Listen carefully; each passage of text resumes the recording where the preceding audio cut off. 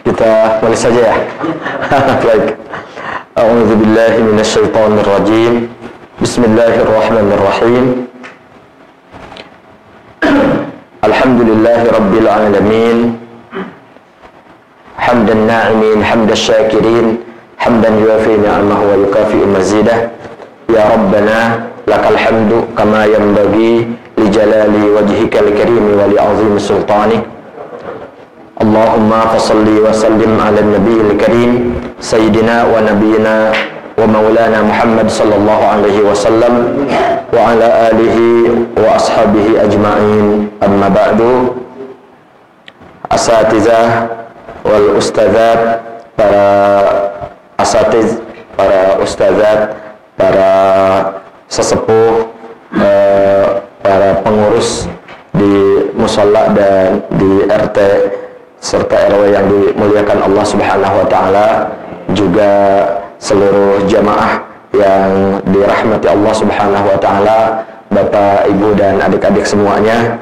Uhayyikum jami'an bi tahiyatil Islam. Assalamualaikum warahmatullahi wabarakatuh. Mari sama-sama kita memanjatkan puji dan syukur kehadirat Allah Subhanahu wa taala atas segala nikmat yang Allah anugerahkan untuk kita semuanya. Terkhusus nikmat taufik dan inayahnya yang membuat malam ini kita bersama-sama bisa menjalankan ketaatan kepada Allah Subhanahu wa taala, beribadah dengan penuh kekhusyuan. Semoga Allah Subhanahu wa taala senantiasa membantu kita, menolong kita, sebagaimana doa yang biasa kita panjatkan kepadanya. Allahumma a'inni ala zikrika wa syukrika wa husni ibadatik. Ya Allah, bantulah hamba, tolonglah hamba untuk bisa beribadah dan berzikir kepadamu dengan sebaik-baiknya. Karena hanya dengan pertolongannya lah kita bisa menjalankan ibadah dan ketaatan, juga seluruh zikir yang kita lakukan. Baik, untuk malam ini kita akan membahas tafsir surat An-Nas insyaallah. Maka mari sama-sama kita awali kajian kita pada malam hari ini dengan membaca Ummul Furqan, ala hadhihi niyah wa ila kulli niyatin salihah. Al-Fatihah. A'udzu billahi minasyaitonir rajim. Bismillahirrahmanirrahim. Alhamdulillahi rabbil alamin. Ar-Rahmanir Rahim. Maliki yaumiddin. Iyyaka na'budu wa iyyaka nasta'in. Ihdinas siratal mustaqim. Siratal ladzina an'amta 'alaihim ghairil maghdubi 'alaihim waladdallin. Amin. Kenapa surat An-Nas? Jadi dari awal kemarin ya, dari surat Al-Fatihah biar langsung tamat gitu surat An-Nas. Surat yang pertama kemudian surat yang terakhir, bukan begitu ya? Karena kalau di tafsir Jalalain gitu ya, di sini nih di kitab tafsir ini surat Al-Fatihah ini adanya di sini di halaman terakhir gitu Al-Fatihah. Jadi kalau ke An-Nas itu jatuhnya mundur gitu. Al-Fatihah terakhir, kemudian An-Nas dan seterusnya gitu. Nah, tapi bukan itu juga sih. Hanya saja karena memang kita ingin yang mulai atau yang pertama-tama kita kaji, kita fahami, kita dalami sebatas kemampuan kita adalah surat-surat yang paling sering kita baca, yang memang sudah hafal, sangat hafal bahkan mungkin ya. Bahkan kalau kita lagi jalan kaki kesandung pun nggak salah gitu ya. Nggak salah karena memang udah sangat hafal insyaallah surat An-Nas. Makanya kita bantu hafalan ini, kita perkuat dengan pemahaman dan pendalaman agar kita setiap membacanya bisa mentadabburinya sehingga masuk ke dalam sanubari kita, ke dalam hati terdalam kita. Jadi ada mahasiswa kami gitu ya di kampus di Al-Hikmah itu, dia berkebangsaan Amerika. Sebenarnya dia ayahnya Amerika, ibunya Garut gitu. Garut ya. Nah, kemudian dia cerita, kalau di Indonesia katanya, kalau orang nanya misalkan satu surat Qul a'udzu birabbin nas, malikin nas. Maksudnya gini, orang Indonesia itu diajak untuk menghafal ayat-ayat Al-Quran, tahu gitu, hafal, bisa mengikutinya. Nah, tapi kalau di Amerika itu belum tentu.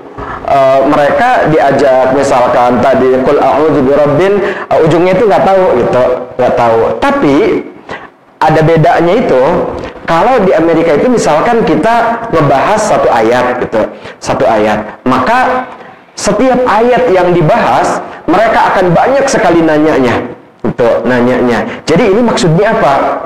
Hubungannya dengan ayat yang kemarin apa? Kemudian bagaimana cara mengaplikasikannya di dalam kehidupan? Kemudian terus gitu, pertanyaannya itu mungkin bererot gitu ya, banyak, panjang gitu. Nah, mereka itu biasa seperti itu. Itu bedanya. Kemarin baru beberapa hari ya, pekan lalu ngobrol gitu dengan mahasiswa dari Amerika itu, namanya Ramadan Collins gitu ya. Nah, maka kita punya kelebihan, alhamdulillah, banyak ayat yang kita hafal. Maka ayat-ayat yang kita hafal itu kita perkuat dengan pemahaman agar bisa kita mentadabburinya untuk kita pahami dan kita amalkan. Nah, baik, surat An-Nas ini masih berada pada barisan surat-surat yang turun pada periode Makkah yang disebut atau dinamai dengan surat Makkiyah gitu. Jadi para ulama membagi surat-surat yang turun kepada Rasulullah Shallallahu Alaihi Wasallam dan ayat-ayat itu diantaranya pembagiannya itu ada berkaitan dengan masa turunnya. Ada yang turun sebelum Rasulullah Shallallahu Alaihi Wasallam hijrah, yaitu sejak beliau diangkat menjadi nabi dan rasul di Gua Hira sampai dalam kurun waktu 13 tahun ada ayat-ayat dan surat-surat yang turun kepada beliau sebelum beliau hijrah ke Madinah, itu disebut surat Makkiyah.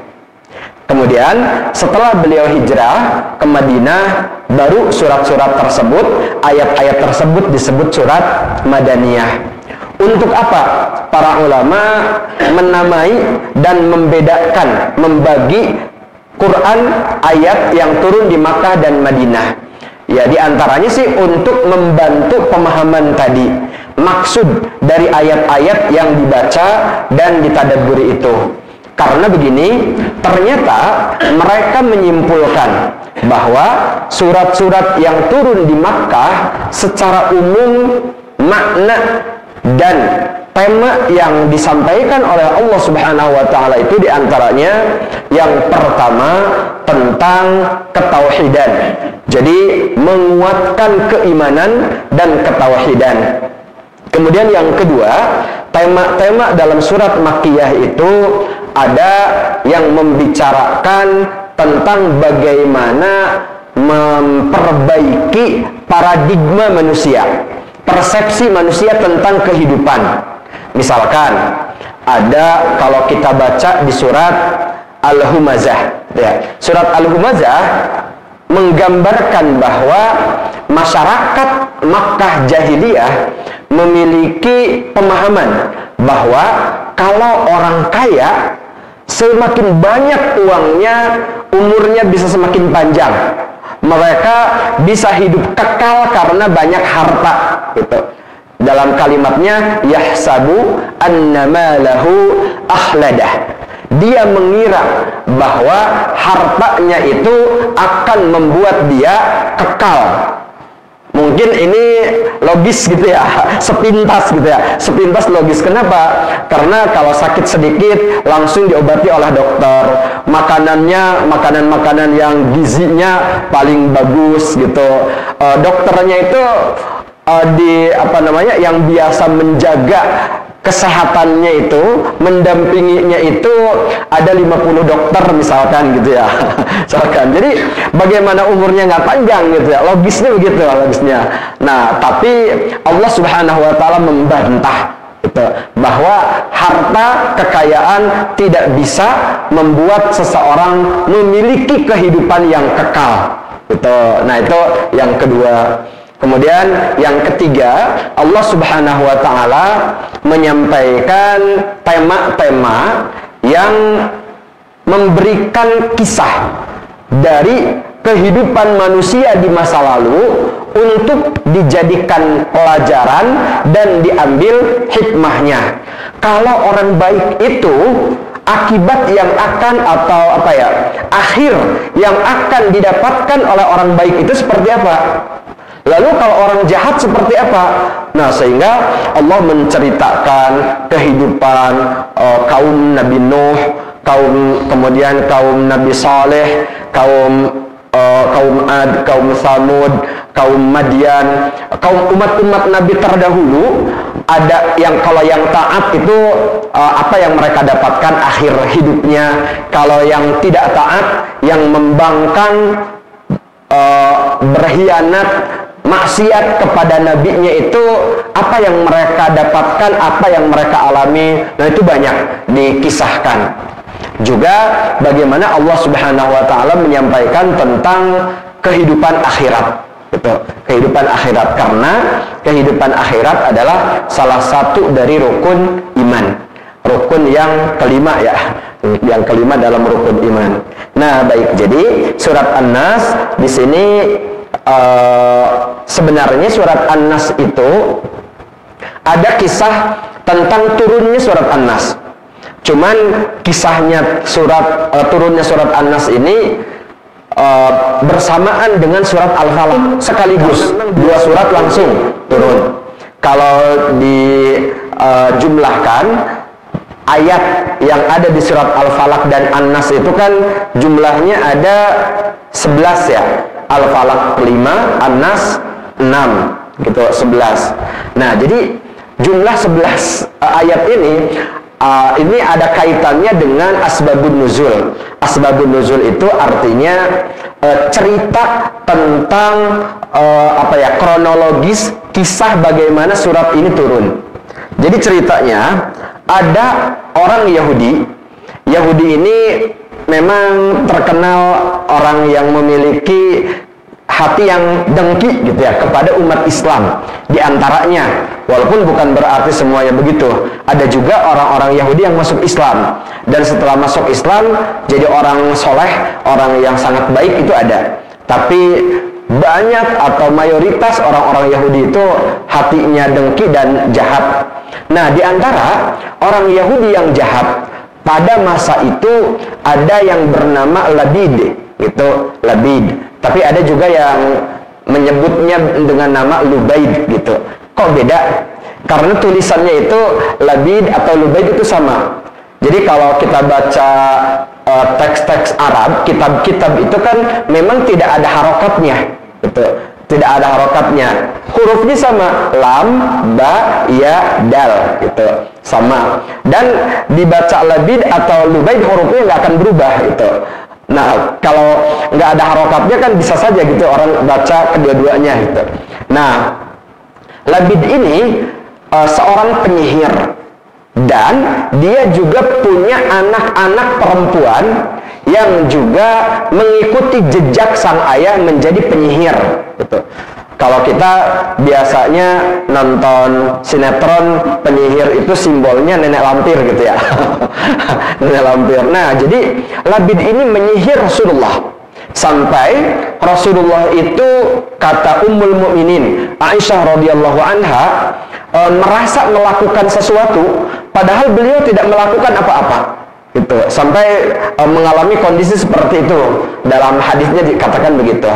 Lalu Saat itu Allah Subhanahu wa taala menurunkan surat Al-Falaq dan An-Nas. Dan Allah memerintahkan kepada Rasulullah, di awal ayatnya kan mengatakan qul. Qul itu artinya katakan, gitu ya. Katakan. Siapa yang diperintah untuk mengatakannya? Dia adalah Rasulullah Shallallahu Alaihi Wasallam. Qul, katakan. Kemudian ayat-ayat berikutnya, baik Al-Falaq sama An-Nas sampai selesai, ternyata silabid ini teknis atau cara melakukan sihirnya itu, dia membuat ikatan-ikatan yang jumlahnya itu ada 11 itu. Kemudian dalam hadis itu dikatakan, setiap Rasulullah membaca satu ayat dari surat Al-Falaq sampai selesai surat An-Nas, ikatan-ikatan itu terlepas gitu. Kan tadi 11 ayat gitu. Jadi satu ayat lepas satu ikatan, 11 ayat lepas semua ikatan. Akhirnya selesai beliau membaca surat Al-Falaq dan An-Nas, beliau terbebas dari sihir Labid gitu dan putri-putrinya. Labid dan putri-putrinya. Nah, ini salah satu kisah yang juga dikutip oleh Imam Jalaluddin As-Suyuti di dalam tafsir Jalalain ini gitu ya. Dalam tafsir ini. Demikian salah satu cerita tentang turunnya surat Al-Falaq dan An-Nas.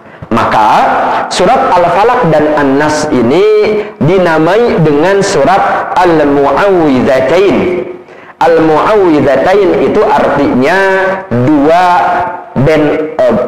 tameng, maksudnya bukan benteng, tameng, dua tameng atau dua perisai. Kenapa? Karena surat Al-Falaq dan An-Nas di antara fungsinya itu merupakan alat perlindungan yang Allah berikan kepada kita untuk menjadi pelindung di dalam hidup kita. Gitu. Kalau Al-Falaq itu melindungi dari kejahatan-kejahatan yang terjadi di pagi hari, di malam hari, kemudian orang-orang yang dengki gitu. Sedangkan kalau An-Nas ini khusus berkaitan dengan kejahatan setan gitu. Kejahatan setan. Nah, baik. Lalu kita mulai dari ayat yang pertama. A'udzubillahi minasyaitonirrajim. Bismillahirrahmanirrahim. Qul a'udzu birabbin nas. Qul, katakan, a'udzu, aku berlindung, birabbin nas, kepada Tuhan manusia.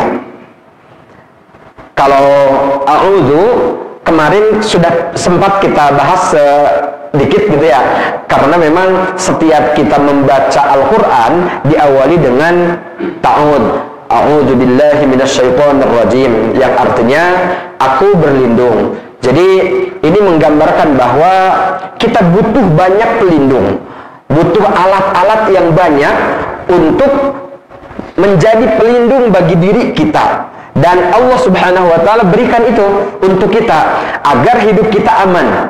Di antaranya aman dari penyesatan yang dilakukan oleh setan. Nah, di sini qul a'udzu birabbin nas. Katakan, aku berlindung kepada Tuhan manusia. Kata Rabb itu juga sempat kita bahas di dalam surat Al-Fatihah, karena ada Rabbil Alamin. Allah itu Tuhan semesta alam. Jadi kalau di surat Al-Fatihah Rabbil Alamin, Allah adalah Tuhan semesta alam. Kalau di surat An-Nas ini Rabbin Nas. Jadi manusia itu spesial banget. Disebutkan dalam Al-Quran, dalam ayat yang Allah turunkan kepada kita, bahwa Allah itu adalah Tuhan kita, Tuhan manusia. Nah, ketika kemarin dikatakan bahwa Allah itu Rabbul Alamin, ini menjadi pemahaman yang membuat kita faham bahwa apapun yang terjadi di alam semesta ini, semuanya itu sesuai dengan pengaturan Allah Subhanahu wa taala. Tidak ada yang terlepas dari pengetahuan Allah Subhanahu wa taala. Allah zat yang maha luas pengetahuannya, mengetahui segala yang terjadi, yang sudah terjadi, yang sedang terjadi, dan yang akan terjadi. Allah Maha tahu semuanya. Gitu. Nah, tapi di sini Allah mengkhususkan. Jadi manusia dikhususkan penyebutannya, langsung digabungkan bahwa Tuhan Allah Subhanahu wa Ta'ala adalah Tuhan manusia. Nah, ini berkaitan dengan tadi tujuan dari surat An-Nas, diantaranya untuk menjadi pelindung bagi kita. Jadi kalau kita berhadapan dengan setan, seolah-olah gitu ya, dengan kalimat ini, seolah-olah setan itu tidak punya pembela, tidak punya Tuhan. Seolah-olah setan itu tidak punya pembela karena Tuhan Allah itu hanya Tuhan kita, bukan Tuhan setan. Nah, seolah-olah seperti itu. Ini memang sengaja Allah Subhanahu wa Ta'ala ingin menguatkan kita bahwa jangan takut untuk menghadapi setan. Setan yang memang sejak Allah Subhanahu wa Ta'ala menciptakan nenek moyang kita, yaitu Nabi Adam alaihi salam. Kemudian Nabi Adam itu digoda oleh iblis, gitu ya, digoda oleh iblis. Nah, Allah Subhanahu wa Ta'ala mengatakan bahwa hati-hati, setan adalah musuh kalian. Jangan pernah menjadikan setan sebagai teman, sebagai sahabat, sebagai orang dekat, karena setan adalah benar-benar musuh yang nyata, musuh yang sangat jahat, gitu. Sangat jahat. Nah, maka karena hidup kita ini benar-benar menghadapi musuh, yaitu setan, bagaimana agar dalam perang menghadapi musuh ini kita menang? Maka Allah berikan kepada kita senjata. Dan salah satu senjatanya adalah surat An-Nas. Sehingga surat An-Nas memang harus sering kita baca. Qul a'udzu birabbin nas. Katakan, aku berlindung kepada Tuhan manusia, dan manusia adalah kita. Kita manusia berhadapan dengan setan. Atau ada yang mengilustrasikan begini. Jadi kalau kita misalkan dalam satu ketika takut dengan seekor anjing yang memang anjingnya itu galak gitu ya. Jadi anjingnya menggonggong, membuat kita benar-benar ketakutan gitu. Nah, bagaimana caranya agar kita bisa mengatasi anjing itu? Caranya adalah dengan mendekati pemilik anjing itu agar pemiliknya mengendalikan anjing itu. Gitu. Jadi ibaratnya gitu ya, kita berhadapan dengan setan agar bisa mengalahkan setan itu, maka dekati penciptanya, pemiliknya, Allah Subhanahu wa Ta'ala. Baik, qul a'udzu birabbin nas. Lalu kata Rabbi juga seperti yang pernah kita bahas, ini maknanya adalah khaliqihim wa malikihim, pencipta dan pemilik, raja dari manusia. Allah Subhanahu wa Ta'ala yang menciptakan kita, mengatur kehidupan kita, memantau perjalanan hidup kita, mengawasi setiap apa yang kita lakukan. Sehingga ketika kita berdoa kepada Allah Subhanahu wa Ta'ala agar aman dari godaan setan, maka sangat-sangat pasti Allah Subhanahu wa Ta'ala mengetahuinya, mendengar doa kita, melihat kita yang memohon perlindungan kepadanya, itu Allah Maha tahu. Sehingga Allah akan dengan segera memberikan pembelaannya untuk kita. Qul a'udzu birabbin nas, malikin nas, raja manusia, ilahin nas, sembahan manusia. Malikin nas, kalau di surat Al-Fatihah maliknya itu mimnya panjang, kalau di surat An-Nas mimnya pendek gitu ya. Kalau di surat Al-Fatihah itu maliki yaumiddin, yang merajai hari kiamat, hari pembalasan. Kalau di sini manusia. Jadi terjemahnya juga beda sedikit.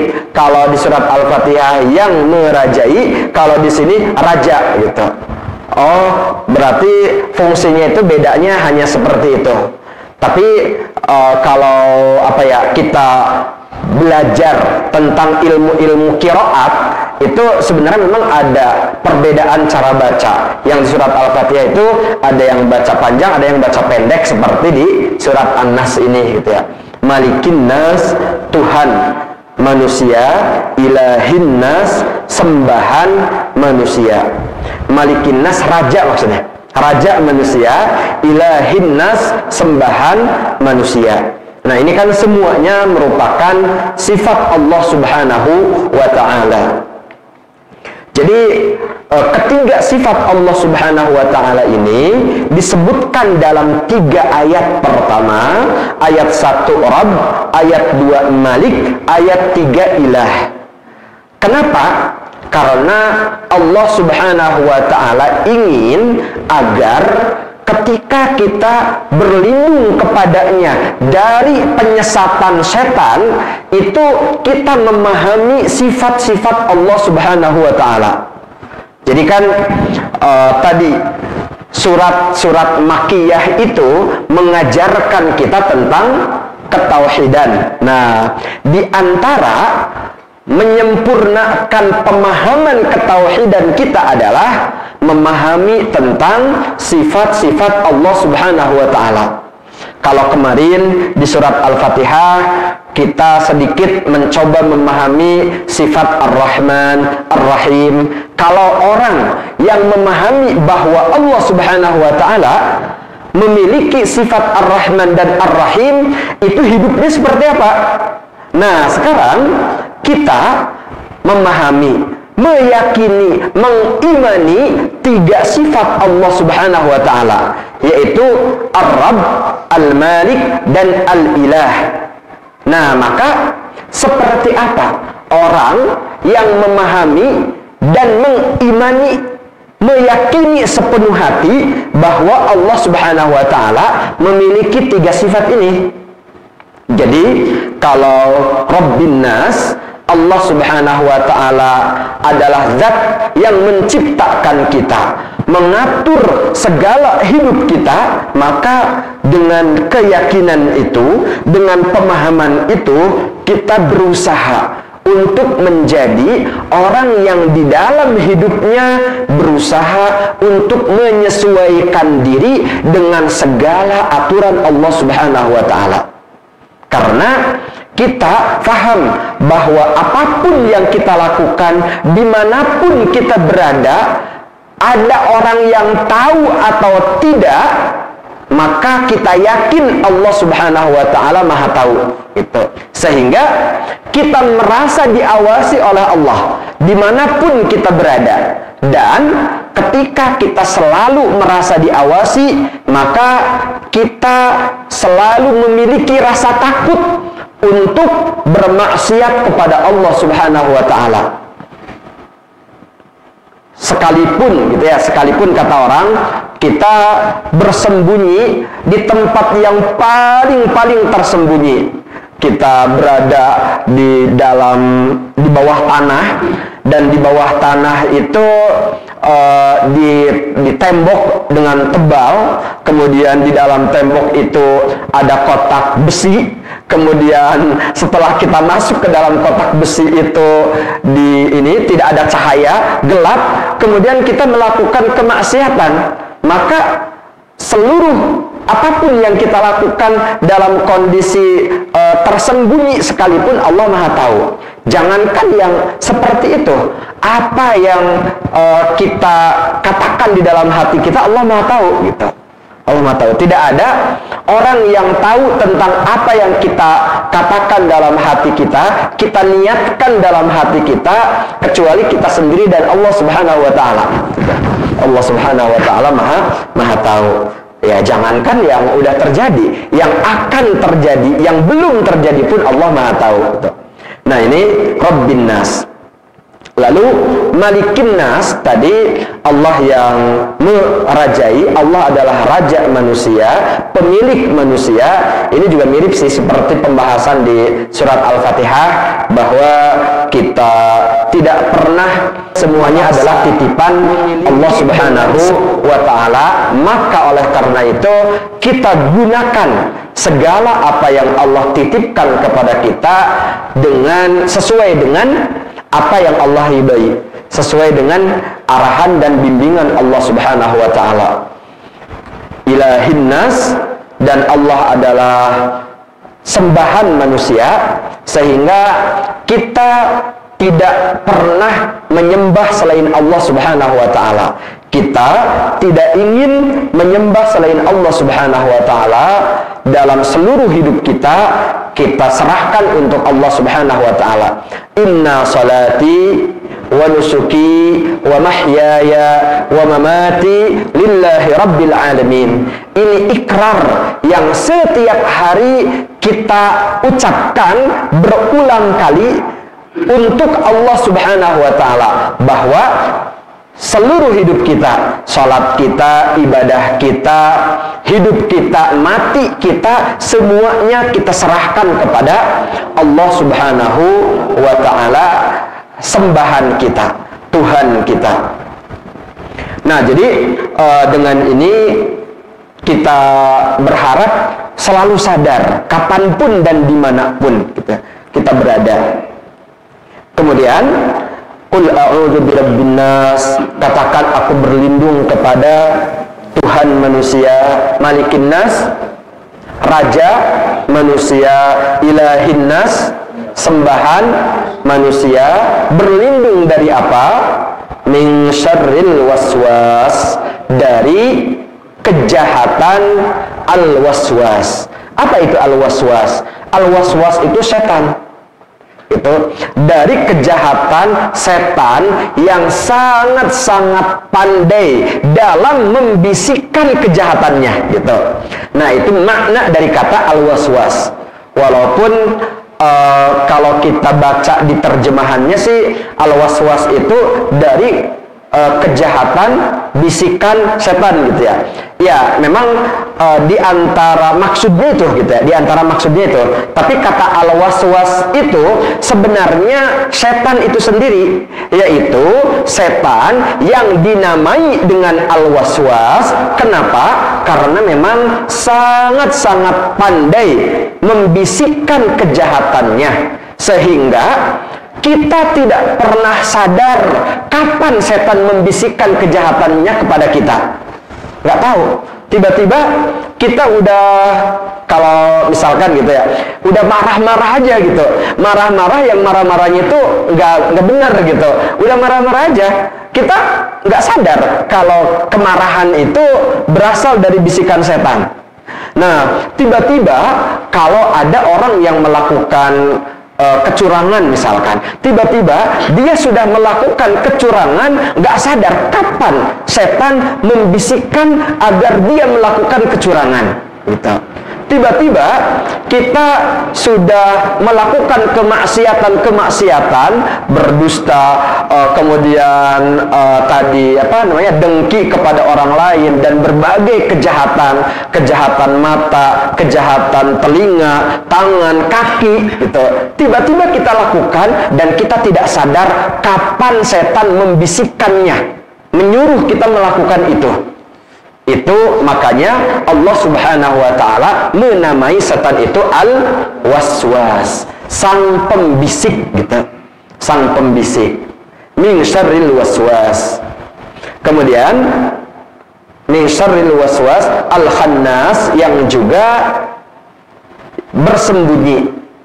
Nah, cuman al-khannas bukan orang yang bersembunyi biasa, tapi dia adalah yang sangat-sangat lihai, pandai dalam bersembunyi, sehingga kita tidak pernah bisa melihatnya, gitu.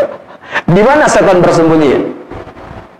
Bahkan bersembunyi itu katanya di dalam aliran darah kita, di dalam denyut nadi kita, gitu. Dalam denyut nadi kita.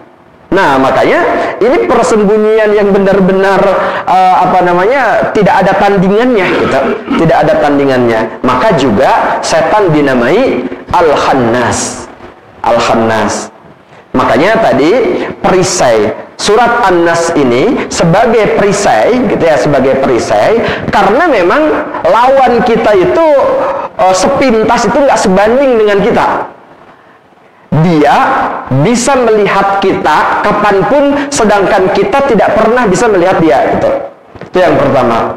Yang kedua, apa lagi?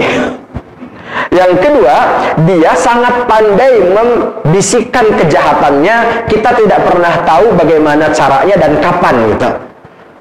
Kemudian yang ketiga, setan itu juga punya senior yang seniornya itu lebih senior dari senior kita. Jadi setan itu nenek moyangnya lebih senior dari nenek moyang kita. Siapa seniornya setan? Iblis. Dan iblis itu lebih dulu diciptakan oleh Allah dari nenek moyang kita, yaitu Nabi Adam. Sementara nenek moyang kita yang lebih junior sudah lama wafat. Gitu. Sementara iblis seniornya setan sampai sekarang masih ada. Karena iblis itu baru akan mati pada hari kiamat, gitu. Pada hari kiamat. Nah, dan iblis itu terus memberikan training kepada setan-setan, gitu ya. Bagaimana cara menyesatkan manusia, gitu. Terus dilatih, gitu. Dilatih.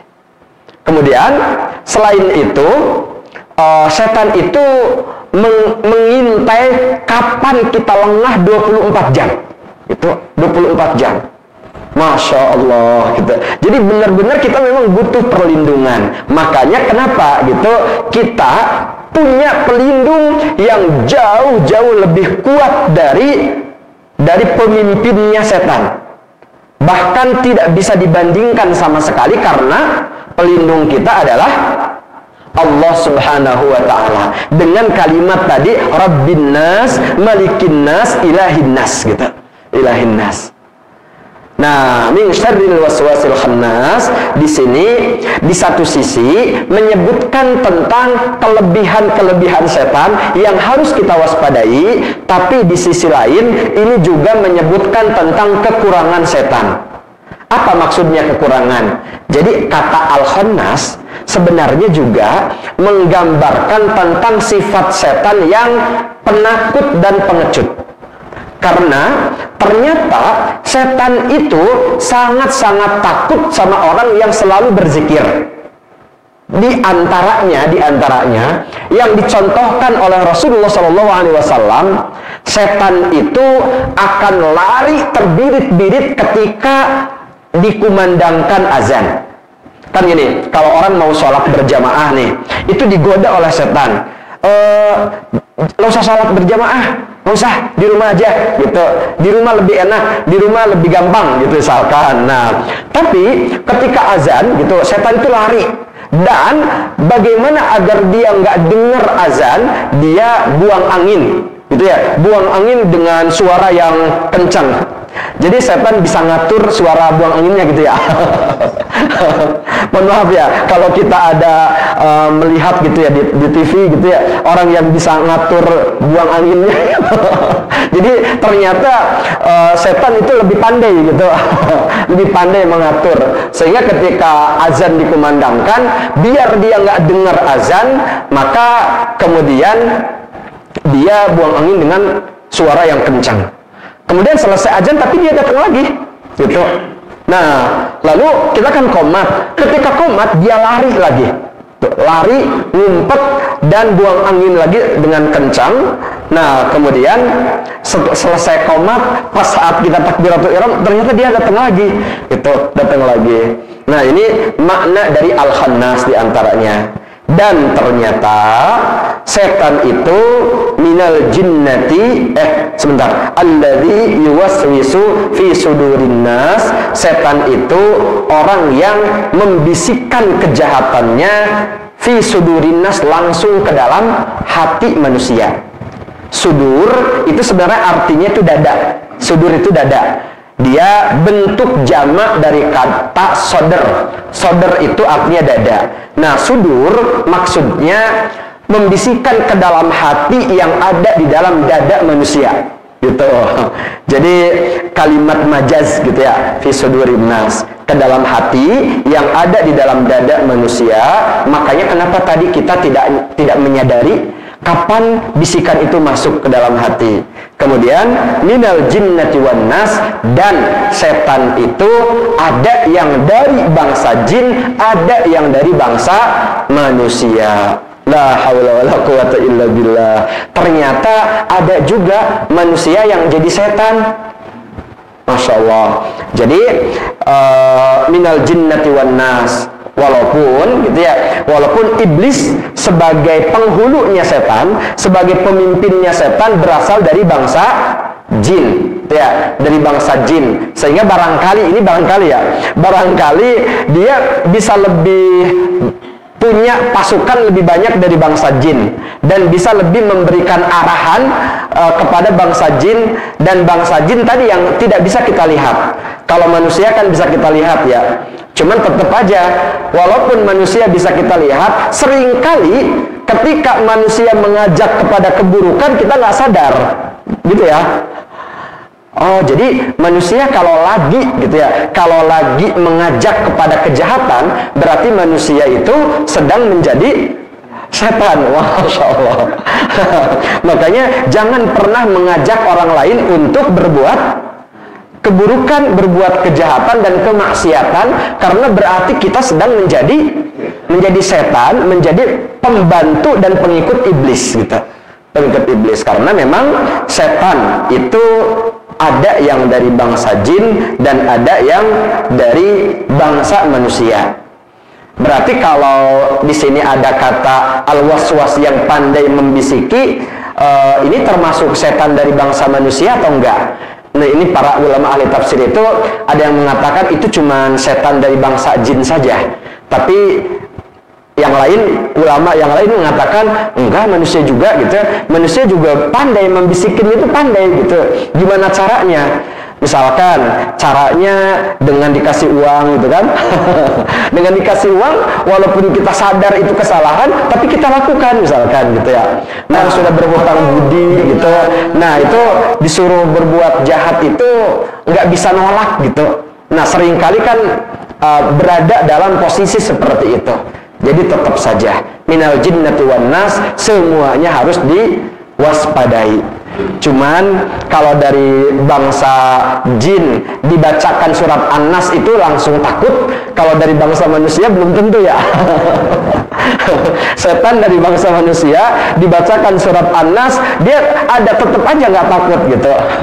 Ya, tapi kan mudah-mudahan walaupun orangnya nggak takut, tapi kitanya yang kuat gitu, yang kuat melindungi diri dari bisikan-bisikan tersebut, sehingga kita aman, tidak terpengaruh, tidak tergoda. Nah, ini surat An-Nas, surat yang ke-114 di akhir Al-Quran. Mudah-mudahan bisa senantiasa kita baca untuk menjadi pelindung diri kita dari kejahatan-kejahatan yang dibisikkan oleh setan.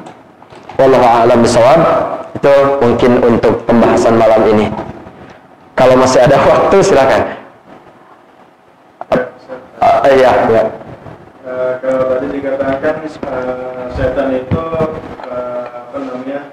tugasnya 24 jam ya, dalam menggoda manusia, seterusnya. Nah, kita dalam perlindungan itu membaca suratnya itu berapa kali sehari?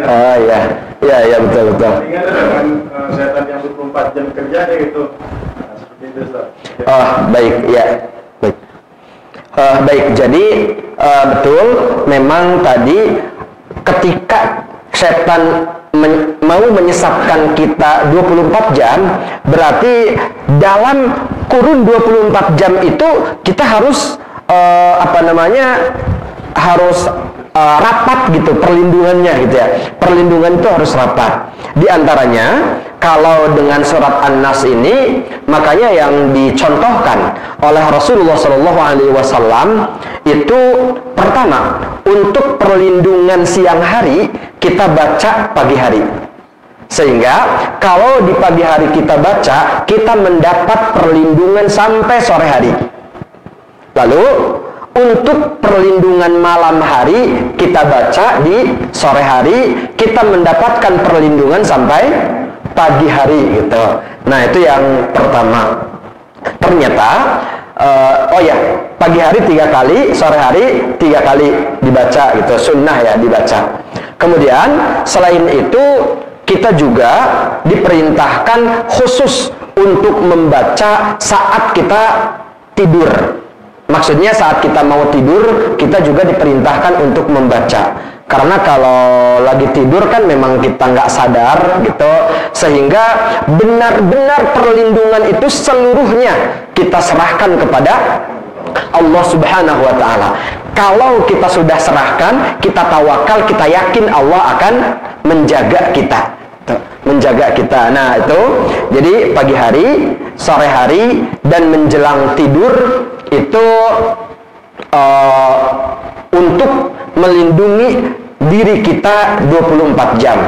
Walaupun sebenarnya tadi ya, perlindungan itu juga selain surat An-Nas ada juga pelindung-pelindung yang lain. Misalkan gini, ketika kita keluar rumah, kita diperintahkan untuk membaca Bismillahi tawakkaltu 'alallah la haula wala quwata illa billah.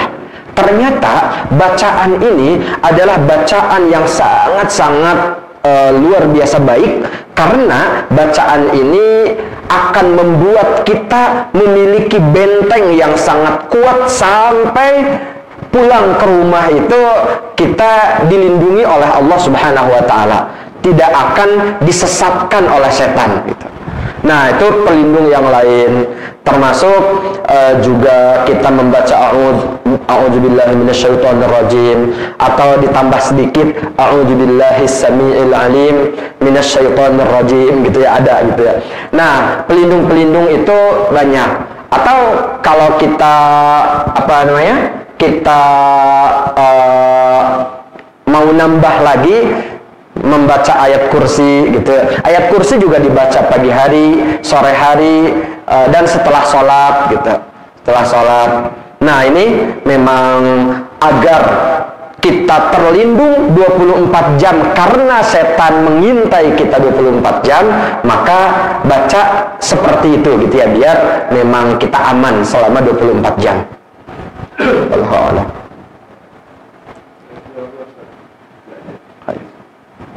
Udah masuk ya? Baik, udah masuk waktu Isya, maka kita cukupkan untuk malam hari ini. Semoga Allah Subhanahu wa Ta'ala senantiasa memberikan perlindungannya untuk kita agar terhindar dari kesesatan, termasuk kesesatan yang dibisikkan oleh syaitan. Dan mari kita akhiri majelis kita dengan membaca doa penutup majelis. Subhanakallahumma wa bihamdika asyhadu an la ilaha illa anta astaghfiruka wa atubu ilaik. Walhamdulillahi rabbil alamin. Billahi taufiq wal hidayah. Wassalamu alaikum warahmatullahi wabarakatuh.